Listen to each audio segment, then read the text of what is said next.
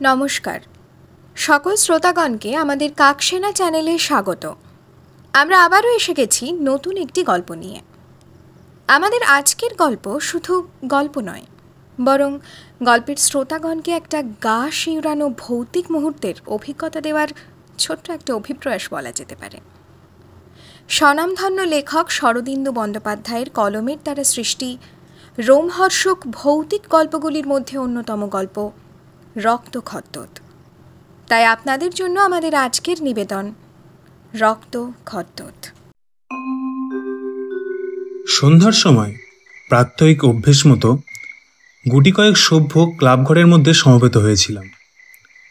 বরদা সিগারেটের ক্ষুদ্র শেষ অংশটুকুতে লম্বা একটা শুকটান দিয়ে সেটা যত্ন সহকারে অ্যাস্ট্রের উপর রেখে দিল। তারপর আস্তে আস্তে ধোঁয়া ছাড়তে ছাড়তে বলল, আচ্ছা, ভূতের গল্প তো তোমরা অনেক শুনেছ, কিন্তু ভূতের মুখে ভূতের গল্প কেউ শুনেছ কি? অমূল্য এক কোণে বসে একটা সচিত্র বিলিতি মাসিক পত্রের পাতা উল্টোচ্ছিল। বলল, অসম্ভব একটা কিছু কিন্তু বরদার বলাই চাই। বরদা বলল, দেখো, আপাত দৃষ্টিতে ঘটনাটা অসম্ভব মনে হতে পারে বটে, কিন্তু বাস্তবিক কিন্তু তা নয়। তবে বলি শোনো। অমূল্য তাড়াতাড়ি বলে উঠল, আরে না না, আজ যে আমাদের সাহিত্য সভার অধিবেশন। অতুল, তোমার ওই সাহিত্য বস্ত্রতন্ত্র প্রবন্ধটা তাহলে? ঋষি বলল, কাল হবে। বস্ত্রতন্ত্রের চেয়েও আজ বড় জিনিস এসে পড়েছে। এই বড়দা, তোমার গল্প আরম্ভ হোক। অমূল্য অস্থির হয়ে উঠল। বলল, তবে আজ এই বরদার কতগুলো মিথ্যে কথা শুনেই সন্ধ্যাবেলা কাটাতে হবে। প্রশান্ত কণ্ঠে বরদা বলল, কথাটা শুনে তারপরেই সত্যি মিথ্যে বিচার করা উচিত। তাহলে আরম্ভ করি। অমূল্যর নাসারন্ধ্র থেকে একটা সশব্দ দীর্ঘ নিঃশ্বাস বার হলো। বরদা বলল, গত বছর আমার প্ল্যানচটে ভূত নামানোর শখ হয়েছিল। বোধহয় তোমাদের শহরটা মনে আছে। যারা জানে শুনে তাদের পক্ষে ভূত নামানো অতি সহজ ব্যাপার। দরকারি আসবাবের মধ্যে কেবল একটা তেপায়া টেবিল। অমূল্য এবার বিড়বিড় করে বলল, আর একটা গুলিখোর। বরদা ওদিকে কর্ণপাত না করে বলতে লাগলো, একদিন ছোট দেখে একটা তেপায়া টেবিল জোগাড় করে নিয়ে সন্ধ্যের পরে আমাদের তেতলা সেই নিরিবিলি ঘরটায় বসে গেলাম, আমি, আমার বউ আর পেঁচো। অমূল্য বলল, এই বয়স থেকেই ছোট ভাইটির মাথা খাওয়া হচ্ছে কেন শুনি? বউয়ের কথা নয় ছেড়েই দিলাম, কারণ যেদিন থেকে ওর তোমার সঙ্গে বিয়ে হয়েছে সেদিনই তার যা হবার হয়েই গেছে। পেঁচোকে নেয়ার একটা কারণ হলো তিনজনের কমে চক্র হয় না। তাছাড়া সে ছেলে মানুষ, সুতরাং মিডিয়াম হওয়ার উপযুক্ত। সে যাক, মেঝের উপরে টেবিল ঘিরে তো বসা গেল, কিন্তু ভাবনা হলো এবার যে কাকে ডাকে। ভূত তো আর এক একটা নয়। পৃথিবীর আরম্ভ থেকে আজ পর্যন্ত যত ঈশ্বর প্রাপ্তি ঘটেছে সকলেরই দাবি সমান। এখন কাকে ফেলে কাকে ডাকে? কিছুক্ষণ চুপ করে থেকে বরদা বলল, আচ্ছা, আমাদের সুভাষকে চেনো তো? ওই জুনিয়র উকিল, ওর ভগ্নিপতি সুরেশবাবু হাওয়া বদলাতে এসে গত শীতে নিউমোনিয়া হয়ে মারা যান। বোধহয় তোমাদের সবার স্মরণ আছে। এই অমূল্য, তুমি তো পড়াতে গিয়েছিলে। হঠাৎ সেই সুরেশবাবুকে মনে পড়ে গেল। তখন তিনজন আলোটা কমিয়ে টেবিলের ওপরে আঙুলে আঙুল ঠেকিয়ে সুরেশবাবুর ধ্যান শুরু করে দিলাম। কি বলবো, বেশিক্ষণ নয় ভাই। এই মিনিট পাঁচেক চোখ বুজে থাকবার পর চোখ চেয়ে দেখি পেঁচোটা কেমন যেন যৌধ হয়ে গেছে। কষবে নাল গড়াচ্ছে, চোখ পুরো শিবনেত্র, বিজ বিজ করে কি সব বকছে। এই কিরে বলে তাকে এক ঠেলা দিলাম, সে কাঁথে পড়ে গেল। বউ তো বাবা গো মা গো করে আমাকে একেবারে ঠেসে জড়িয়ে ধরলে। এবার ঋষি বলল, এই বস্তুতন্ত্র এসে পড়ছে, এবার আসল গল্পটা আরম্ভ হোক। বরদা বলল, বুঝলাম, ভূতের আবির্ভাব হয়েছে। পেঁচোকে অনেক প্রশ্ন করলাম, কিন্তু সে জড়িয়ে জড়িয়ে কি যে উত্তর দিল তা বোঝা গেল না। বড়ই মুশকিল। তখন আমার মাথায় একটা বুদ্ধি গজালো। কাগজ পেন্সিল এনে পেঁচোর হাতে ধরিয়ে দিলুম। পেন্সিল হাতে পেয়ে পেঁচোর শটান উঠে বসলো। উঠে বসে লিখতে আরম্ভ করে দিল। সে এক আশ্চর্য ব্যাপার। পেঁচোর চোখ বন্ধ, মুখ দিয়ে লাল করাচ্ছে আর প্রাণপণে কাগজে লিখে যাচ্ছে। পকেট থেকে এক তাড়া কাগজ বের করে বরদা বলল, আবার হাতের লেখা দেখে অবাক হয়ে যাবে। দস্তুর মতো পাকা হাতের লেখা। কে বলবে যে এটা পেঁচো লিখেছে? অমূল্য লেখাটা যাচাই করে বলল, পেঁচো লিখেছে কেউ বলবে না বটে, কিন্তু তোমার লেখা বলে অনেকেরই সন্দেহ হতে পারে। কিন্তু বরদা বলল, এই লেখা হাতে পাওয়ার পর আমি সুভাষের বাড়ি গিয়েছিলাম। সুরেশবাবুর পুরনো একখানা চিঠির সঙ্গে মিলিয়ে অবিকল তার হাতের লেখা। বিশ্বাস না হয় তোমরা যাচিয়ে দেখে আসতে পারো। অমূল্য বলল, অবশ্যই দেখব। ঋষি বলল, সে যা, এখন তুমি কি বলতে চাও? ওই কাগজের তারাটা সরেশবাবুর প্রেতাত্মার জবানবন্দি? বরদা বলল, এটা হচ্ছে তার মৃত্যুর পুরো ইতিহাস। তবে হ্যাঁ, পুরোপুরি সত্যি কিনা সে কথা কেউ বলতে পারে না, কিন্তু গোড়ার খানিকটা যে সত্য সেটা সুভাষ নিজেই স্বীকার করেছিল। এইবার তবে আসল ঘটনাটা শোনো।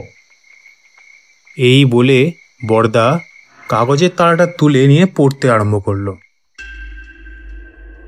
যারা মুঙ্গের শহরের সাথে পরিচিত তারা জানেন যে উক্ত শহরের পিপরমাতি নামে এক বিখ্যাত বিধিপথ আছে। তার পশ্চিম প্রান্তে গঙ্গার কূলে মুসলমানদের একটি অতি প্রাচীন গোরস্থানও আছে। বোধ করি এই গোরস্থানের সব গোরগুলি শতাধিক বর্ষেরই পুরনো। স্থানটি অনাদৃত, কাঁটা গাছ ও জঙ্গলের ফাঁকে ফাঁকে অস্থিপঞ্জ প্রকট করে এই কবরগুলি কোনো রকমে নিজেদের অস্তিত্ব বজায় রেখেছে। এই গোরস্থানের এক কোণে একটি কোষ্ঠী পাথরের গোর আছে। এই গোরটি সম্বন্ধে শহরে অনেক ভুতুড়ে গল্প প্রচলিত আছে। এইসব আজগুবি গল্প শুনে আমিও বেশ কৌতূহলী হয়ে উঠেছিলাম। আমার জ্যেষ্ঠ শ্যালক বললেন যে গোটা সজীব। 50 বছর আগে নাকি এক সাহেব ওই গোর লক্ষ্য করে গুলি ছুঁড়েছিল। গুলির আঘাতে পাথর ফেটে ঝলকে ঝলকে রক্ত উঠেছিল। সেই রক্তের দাগ নাকি এখনো মিলায়নি। গোরের গায়ে তেমনি শুকিয়ে পড়ে আছে। আর যে নাস্তিক সাহেব গুলি করেছিল সেও নাকি প্রাণে বাঁচেনি। সেই রাত্রেই নাকি ভয়ঙ্করভাবে তার মৃত্যু হয়েছিল। একদিন শীতের সন্ধ্যায় শ্যালককে সঙ্গে নিয়ে সেই গোরটি দেখতে গেলাম। শ্যালক আমারই বয়সী, কিন্তু প্রেত জনিতে অটল বিশ্বাসী। আমি কিছুদিন যাবৎ মুঙ্গেরে এসে শ্যালক মন্দিরেই হাওয়া পরিবর্তন করছিলাম। সঙ্গে স্ত্রী ছিলেন। গোরস্থানের নিকট গিয়ে দেখলাম স্থানটি কাঁটা গাছের বর্মে প্রায় দুর্ভেদ্য হয়ে আছে। অনেক যত্নে অনেক সাবধানে পা ফেলে এবং কাপড় চোপড় বাঁচিয়ে সেই ভুতুড়ে গোরটির সম্মুখীন হলাম। কালো পাথরের গোর। আপাত দৃষ্টিতে ভৌতিকত্ব কিছুই চোখে পড়ল না, কিন্তু হঠাৎই যখন আমরা গোরটির একেবারে কাছে এসে পৌঁছেছি তখন সেই কালো পাথরের উপর শায়িত আর একটি কালো জন্তু বোধ হয় আমাদের পদশব্দের সশব্দে জেগে উঠল। একবার আমাদের মুখের ওপর তার চোখ দুটো মেলে ধরল। আস্তে আস্তে গোরের অন্তরালে মিলিয়ে গেল। দেখলাম একটা কুকুর রং কুচকুচে কালো, শরীর যে হিসেবে লম্বা সেই হিসেবে কিন্তু উঁচু নয়, পাগুলো বাঁকা বাঁকা অর্থাৎ খর্ব, কিন্তু সবচেয়ে ভয়াবহ তার চোখ দুটো, হলদে রঙের সাথে ঈষৎ রক্তাভ এবং মণিহীন। পলক ফেললে মনে হয় যেন অন্ধকার রাত্রে খদ্দর চলছে। শালা বললেন, লোকে বলে ওই কুকুরটাই সাহেবের টুটি ছিঁড়ে মেরে ফেলেছিল। আমি বলিলাম 50 বছর আগে, কিন্তু কুকুরটাকে তত প্রাচীন বোধ হলো না। আমরা কবরটার একেবারে পাশে গিয়ে দাঁড়াইলাম। দেখলাম কুকুরটা যে স্থানে শুয়েছিল ঠিক সেই স্থানে খানিকটা চটা উঠে গিয়েছে এবং তারই চারিপাশে লাল রঙের একটা পদার্থ শুকিয়ে আছে। যদিও প্রথমে হঠাৎ রক্ত বলে ভ্রম হয়, যেন ওই কুকুরটা সমাধির উপর রক্তাক্ত ক্ষতটাকে বুক দিয়ে আগলে রেখেছে। শ্যালক জিজ্ঞাসা করলেন, কিরকম বোধ হচ্ছে? তার প্রশ্নে আমি বললাম, আশ্চর্য বটে, আমার মনে হয় খুব গরম একটা ধাতু দিয়ে এই পাথরের উপর আঘাত করা হয়েছিল, তাতেই হয়তো এরকম হয়েছে। আমার মন্তব্য শুনে শ্যালক আধ্যাত্মিকভাবে একটু হাসলেন, বলিলেন, তা হবে, কিন্তু তা যে একেবারেই হতে পারে না তা তার কণ্ঠস্বরের ভঙ্গিতে বেশ বোঝা গেল। কোনো এক তর্কাধীন বিষয়ে আলোচনায় মানুষ যখন উচ্চ অঙ্গের হাসি হেসে এমন ভাব দেখায় যেন অপর পক্ষের সঙ্গে তর্ক করাটাই ছেলে মানুষই, তখন অপর পক্ষের মনে যে রাগ হওয়া স্বাভাবিক। আমারও একটু রাগ হলো, কিন্তু যে লোক তর্ক করতে অসম্মত তাকে প্রত্যক্ষ প্রমাণ দ্বারা বুঝিয়ে দেওয়া ছাড়া অন্য কোনো পথ নেই। আমি বললাম, আচ্ছা এক কাজ করা যাক, আমার মাথায় একটা প্ল্যান এসেছে। এই পাথরটা ভেঙেই দেখা যাক না কেন, ঝলকে ঝলকে রক্ত বেরোয় কিনা। হ্যাঁ, প্রত্যক্ষের বড় প্রমাণ তো আর কিছু নেই, তাই না? কাছে 1 খণ্ড পাথর ছিল। আমি সেটা তুলে নিয়ে গিয়ে গড়ে আঘাত করতে উদ্যত হয়েছি, এমন সময় সেই কুকুরটা কোথা থেকে ছুটে এসে একটা বিশ্রী রকমের চিৎকার শুরু করে উঠল। সমস্ত দাঁত বের করিয়া অত্যন্ত হিংস্রভাবে আমাকে শাসাই দিল। শ্যালক আমার হাত ধরে টানতে টানতে বললেন, চলে এসো, চলে এসো, কি যে তোমার পাগলামি। কুকুরটার আকস্মিক আবির্ভাবে আমার শ্যালক মহাশয় যতটা অভিভূত হয়ে পড়েছিলেন, বাস্তবিক পক্ষে আমি ততটাও হইনি। অথচ একটা হিংস্র কুকুরকে অযথা ঘাঁটানো বিশেষ যুক্তির কাজও নয়। তাই পরীক্ষা কাজ অসম্পূর্ণ রেখে আমি যখন গৃহে ফিরে আসলাম, তখন তো তুমুল তর্ক বেঁধে গিয়েছে। কুকুরের জীবনের স্বাভাবিক দৈর্ঘ্য সম্পর্কে বিজ্ঞানের শানিত যুক্তিগুলি শ্যালকের কুসংস্কারের বর্মের উপর আছড়ে পড়ে ভগ্নোদ্যমে ফিরে আসছে। বাড়ি ফিরতেই আমার শালাজ এবং তার সম্পর্কে শালার সহিত যে সম্বন্ধ, তিনি এসে যুদ্ধে যোগ দিলেন। দুজনেই নবীনা, বিদুষী। প্রাতীচ্যের আলোকে তাদের চোখে সোনার কাঠি স্পর্শ করেছে। তারা এসেই আমার পক্ষে যোগদান করলেন। শ্যালক বেচারির বর্ম তীক্ষ্ণ অস্ত্রাঘাতে একেবারে ক্ষতবিক্ষত হয়ে উঠল। তর্কে যে ব্যক্তি হারে তার জেদ বেড়ে যায়, যুক্তির দিকে তখন আর তার প্রক্ষেপ থাকে না। শ্যালক চটে উঠলেন, মানতে না চাও মেনো না, কিন্তু দুপুর রাত্রে একলা ওই জায়গায় যেতে পারে এমন লোক তো কোথাও দেখি না। শালাজ উদ্ভাসিত চোখে বললেন, আচ্ছা, এমন লোক যদি পাওয়া যায় যে যেতে পারে, তাহলে তো মানবে। তোমার ভূত শুধু তোমার ঘাড়েই ভর করে আছে, আর কোথাও তার অস্তিত্ব নেই। শ্যালক গাম্ভীর্য অবলম্বন করে বললেন, একলা রাতে সেখানে যেতে পারে এত সাহস কারণ নেই। আর যদিও বা কেউ যায়, সে যে ফিরে আসবে এমন কোনো সম্ভাবনা দেখি না। আমি বলিলাম, সকলের সাহস এবং সম্ভাবনা সমান নয়, আমি যেতে প্রস্তুত। শ্যালক অত্যন্ত অবাক হয়ে কিছুক্ষণ চুপ করে বললেন, তুমি প্রস্তুত আছো? রাত 12টার সময় একলা? তার মুখে আমি কথা সরল না। আমি হেসে বললাম, নিশ্চয়ই নিশ্চয়ই, এই খোট্টার দেশে বেশি দিন থাকিনি বলে বোধহয় আমার সেই সাহসটুকু আছে। তাহলে আজই ভালো। আজ তো আবার বোধহয় অমাবস্যা। হ্যাঁ, শাস্ত্র মতে তো রাজ্যের ভূত প্রেত দৈত্য দানব সব আজই সব বেরোয় মর্তভূমিতে ফিরে এসে দিক বিদিক নৃত্য করে বেড়াবেন। অতএব এই সুযোগ হাতছাড়া করা অনুচিত। শ্যালক বয়স্ত কণ্ঠে বললেন, গোয়ার তুমি বলো না সুরেশ, ভারী খারাপ জায়গা। এইসব বিষয়ে তোমার কোনো অভিজ্ঞতা নেই। তীব্র হাস্যোচ্ছিত কণ্ঠে সারাজের কাছ থেকে প্রতিবাদ আসলো। ভয় পাবেন না সুরেশ বাবু, আপনার জন্য একটা খুব ভালো প্রাইজ ঠিক করে রাখলুম। আপনি জয় করে ফিরে এলেই এবারের কোনো এক মহিলা তার বিম্বাধরের রক্তিম রাগে আপনার কপালে লাল টিকা পরিয়ে দেবেন। ভূতজয়ী বীরের সেই হবে রাজটিকা। আমি উৎসাহ দেখিয়ে বললাম, লোভ কিন্তু ক্রমেই বেড়ে যাচ্ছে। তা মহিলাটিকে শুনি। হ্যাঁ, তিনি হেসে বললেন, তার সাথে কারুর তুলনাই হয় না বলে আমার গৃহিণীর দিকে কটাক্ষপাত করিলেন। আমি একটা নিঃশ্বাস ফেলে বললাম,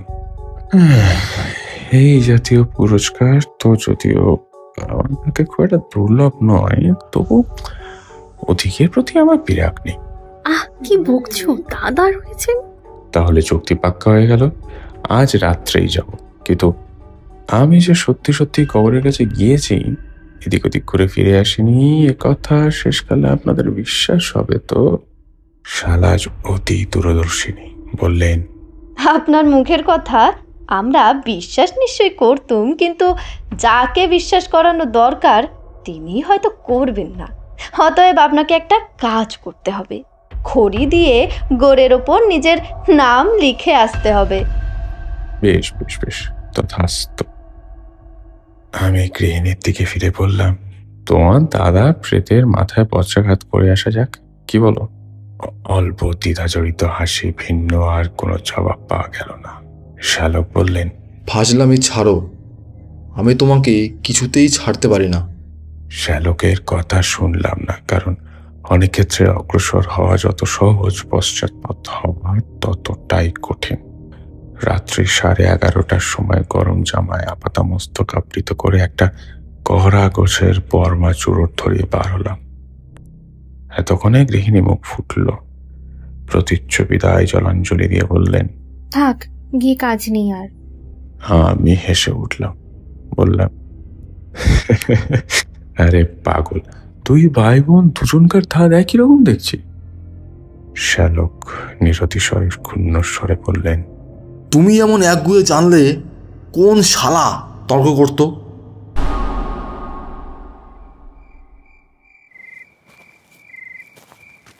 এমন বৃষ্টি অন্ধকার মনে হয় আমি আগে কখনো ভোগ করিনি। একটা গুরুবার পদার্থের মতো অন্ধকার যেন চারিদিকে চাপিয়া বসে আছে। পথ চলতে চলতে পদে পদে মনে হয় বুঝি পর মুহূর্তে এক চাপ অন্ধকারে ঠোকর লেগে হুমড়ি খেয়ে পড়ে যাব।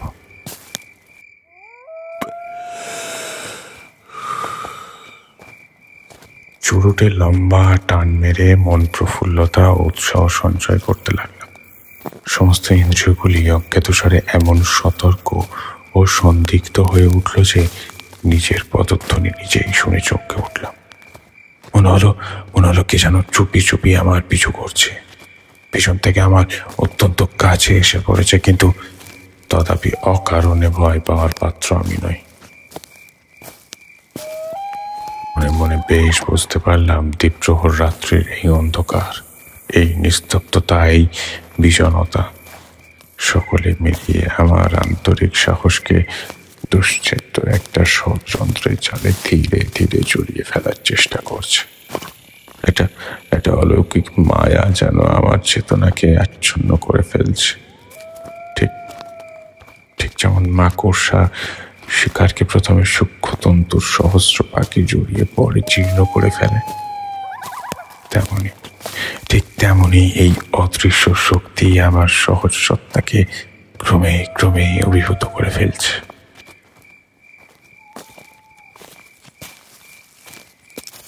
ক্রমে পিপরপাতি রাস্তার উপর প্রান্তে এসে পৌঁছালাম। এর অপর প্রান্তে কবরস্থান। রাস্তার দুই পাশে বড় বড় গাছ, মাথার উপর বহু ঊর্ধ্বে তাদের শাখা প্রশাখা মিলেছে। অন্ধকার আরো জমাট বেঁধে আসলো। হঠাৎই ঘাড়ের কাছে একটা ঠান্ডা নিঃশ্বাসের মতো স্পর্শ পেলাম। শরীরের সমস্ত লোম শক্ত হয়ে দাঁড়িয়ে পড়ল। পরক্ষণেই একটা খুব লঘু পদার্থ পিঠের উপর দিয়ে খড়খড় শব্দ করে নিচের দিকে গড়িয়ে গেল। বুঝলাম ভয় পাওয়ার মতো কিছুই নেই। মাথার উপরে যে ঘন পল্লব শাখাগুলি আলিঙ্গনকে নিবিড় বিচ্ছিন্ন করে রেখেছে, তারই কোনো একটা শুকনো পাতা হয়তো ঝরে পড়েছে। আরামের নিঃশ্বাস ফেলে চলতে লাগলো।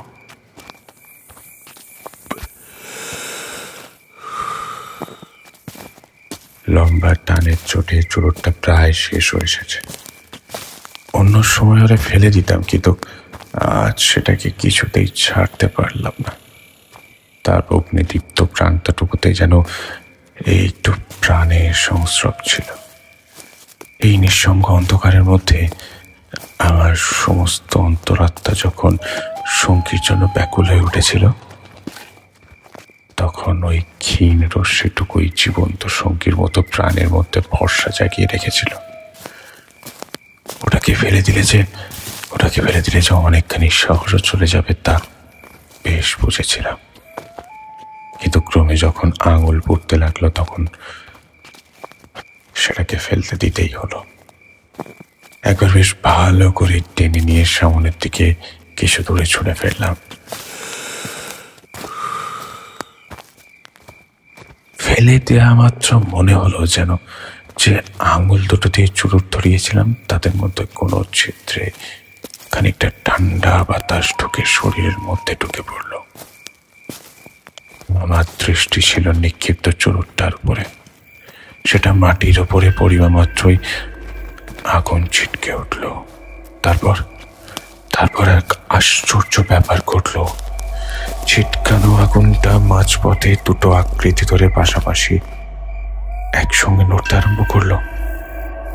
মাটি থেকে প্রায় 1 হাত উপরে উঠে পরস্পরের 4টে আঙুল ব্যবধানে এই ক্ষুদ্র অগ্নিগোলক দুটো একজোড়া লাল জোনাকির মতো সামনের দিকে চলতে আরম্ভ করলো এবং মাঝে মাঝে মিটমিট করতে লাগলো। আমার মাথা বোধহয় গরম হয়ে উঠেছিল। কি জানি কেন আমার ধারণা জন্মালো যে ওই মিটমিট করা অগ্নিস্ফুলিঙ্গ দুটো যেন কিছুই নয়, দুটো আমার চোখের দিকে তাকিয়ে আছে, এবং এই দুটো চোখের পেছনে একটা গর্ভাকৃতি কুকুরের কালো রং যে মিশে আছে, তা যেন আমি স্পষ্ট অনুভব করলাম। চলতে চলতে কখন দাঁড়িয়ে পড়েছিলাম লক্ষ্য করিনি। চোখ দুটো সামনের দিকে কিছু দূরে গিয়ে দাঁড়ালো। তারপর কতক্ষণ যে নিষ্পলকভাবে আমার মুখের দিকে তাকিয়ে থাকলো তা জানি না। মনে হলো বহুকাল পরে এই চোখের পলক পড়ল। তখন সেটা আবার চলতে শুরু করলো। আমিও পেছন চললাম। শরীরের পর তখন কোনো অধিকার নেই। স্বপ্নে বিভীষিকার সামনে থেকে পালানোর মতো ক্ষমতা যেমন লুপ্ত হয়ে যায়, আমিও তেমনি নিতান্ত নিরুপায় ভাবে ওই চোখের পশ্চাৎবর্তী হলাম। স্বাধীন ইচ্ছা একেবারেই জড়ত্বপ্রাপ্ত হয়েছে। আছে কেবল সমস্ত চেতনা ব্যাপী বেদিক জ্ঞান শূন্য ভয়। কতক্ষণ এই অগ্নিচক্ষু স্নান আমাকে তার আকর্ষণের প্রভাবে টেনে নিয়ে গেছিল তা আমার ধারণা নেই। একবার চেতনার অন্তরতম প্রদেশ থেকে ক্ষীণ অনুভূতির ছায়া পড়েছিল যে পাকা রাজপথ দিয়ে চলেছে। আর একবার মনে হয়েছিল বুঝে একটা গাছের মোটা শিকড়ের উপরে ঠক্কর খেলাম, কিন্তু সেসব আমার ইন্দ্রিয় উপলব্ধির বাইরে। হঠাৎ একটা বড় রকমের ঠক্কর খেলাম, এটা আমার বেশ মনে আছে। তারপর হুমড়ি খেয়ে নিচের দিকে গড়াতে শুরু করলাম। কোথায় পড়ছি কোনো ধারণাই ছিল না। অন্ধকারে দেখাও অসম্ভব, কিন্তু এই পতন যে অনন্তকাল ধরেই চলতে থাকবে এবং পতনের লক্ষ্য যে একটি অতল স্পর্শ স্থানে লুকিয়ে আছে তা ক্ষণের মধ্যে বদ্ধমূল হয়ে গেল। অথচ অথচ কি নিদারুণ সেই পতন! গড়াতে গড়াতে এক ধাপ করে অন্য ধাপে পড়ছিলাম, এবং প্রত্যেক স্তরে অবরোহণের সাথে সাথে দেহের অস্থিগুলো যেন একবার করে ভেঙে যাচ্ছিল। এই অবরোহণের শেষ ধাপে যখন এসে পৌঁছালাম, তখন জ্ঞান বিশেষ ছিল না, কিন্তু একটা অনন্ত যন্ত্রণার পথ যে পার করে এসেছি তার সমস্ত শরীর দিয়ে অনুভব করতে লাগলাম। অনেকক্ষণ পরে চোখ মেললাম। সেই দেহহীন চোখ দুটো আমার মুখের উপর অত্যন্ত ঝুঁকে পড়ে কি যেন নিরীক্ষণ করছে। দেহের রক্ত তো জল হয়েই গিয়েছিল, এবার তা একেবারে বরফে পরিণত হয়ে গেল। একটা অসহ্য শীতের শিহরণ যেন সমস্ত দেহটাকে ঝাঁকানি দিয়ে গেল। তারপর আর কিছু মনে নেই।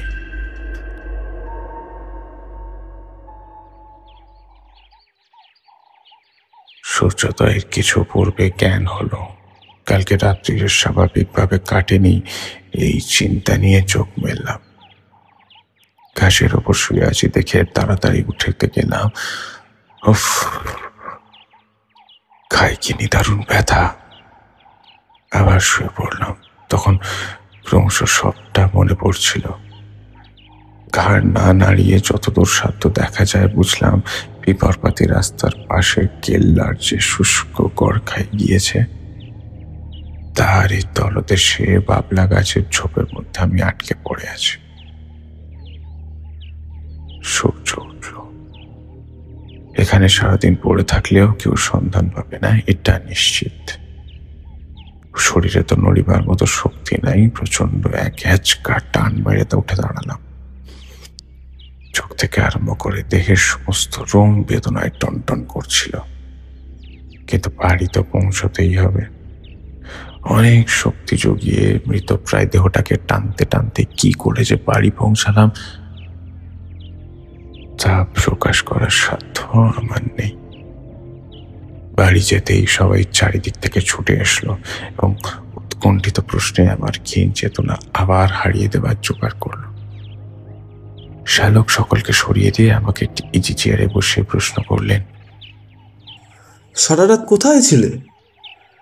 আমরা সকলে তোমার জন্য। উত্তর দিতে গেলাম, কিন্তু কি ভয়ানক! গলার স্বর একেবারেই বন্ধ হয়ে গেছে। প্রাণপণে চেষ্টা করেও একটা কথা উচ্চারণ করতে পারলাম না। শ্যালক আমাকে দুধ ও ব্র্যান্ডি খাইয়ে ডাক্তার ডাকতে গেলেন। ডাক্তার যখন আসলেন তখন বিছানায় শুয়ে আছে। ভয়ঙ্কর কাঁপুনি দিয়ে জ্বর আসছে। স্ত্রী ও শ্যালক মলিন মুখে বসে আছে মাথার ধারে। ডাক্তার পরীক্ষা করে বললেন, দুটো লাংসই এফেক্ট করেছে, নিউমোনিয়া। তারপর আবার অজ্ঞান হয়ে পড়লাম। ঘুম ভেঙে দেখি শরীর বেশ ছড়ছড়ে হয়ে গেছে, কোথাও কোনো ক্লান্তি নেই।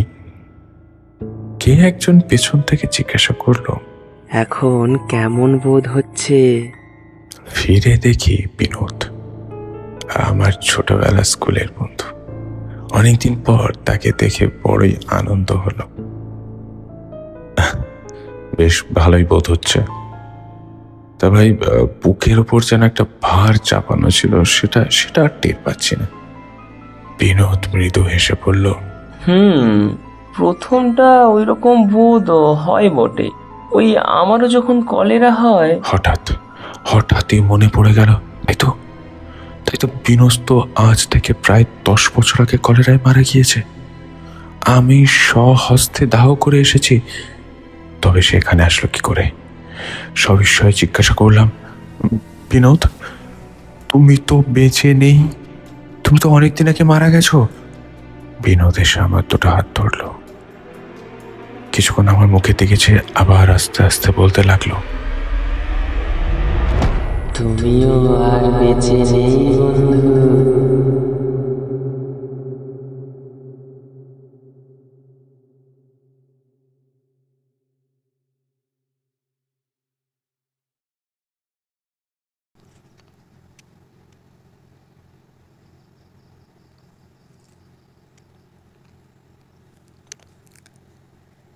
আজকের মতো শেষ হলো কাকসেনা নিবেদিত শরদিন্দু বন্দ্যোপাধ্যায় রচিত রোমহর্ষক এক অনন্য ভৌতিক গল্প রক্তখদ্যোত। গল্পটি ছিল যতটাই না ভৌতিক ততটাই রোমাঞ্চকর। আসলে লেখক এই গল্পে একটি বিষয় শ্রোতামণ্ডলীর কাছে কিন্তু পরিষ্কার করে দিয়েছেন যে অশরীরীদের নিয়ে ছেলে খেলা একদম করতে নেই। লেখক শরদিন্দু বন্দ্যোপাধ্যায়ের এই প্রচেষ্টা তার কলমের মাধ্যমে ঠিক কতখানি সফলতা পেল তা কিন্তু আপনারাই জানাতে পারবেন। আমাদের প্রিয় শ্রোতামণ্ডলীর জন্য এই সপ্তাহের উপহার ছিল শরদিন্দু বন্দ্যোপাধ্যায় রচিত রক্তখদ্যোত। গল্পটির পরিচালনায় ছিলেন সমর্পিতা, কথকের ভূমিকায় অনিন্দ, সুরেশবাবুর চরিত্রে কৃষ্ণেন্দু, অমূল্যের চরিত্রে অর্ঘ্য, ঋষির চরিত্রে অঙ্কন, শালাজ চরিত্রে সুরজ, শালাজের স্ত্রীর চরিত্রে অদিতি, সুরেশবাবুর স্ত্রীর চরিত্রে সমর্পিতা, ডাক্তারের চরিত্রে শ্রেয়, বিনোদের চরিত্রে সুব্রত। আগামী সপ্তাহে ঠিক এই সময়ে আমরা আবার আসব কোনো নতুন লেখকের থলে থেকে নতুন কোনো গল্প নিয়ে। ততদিন অপেক্ষায় থাকুন আর কান পেতে রাখুন আমাদের এই কাকসেনা চ্যানেলে।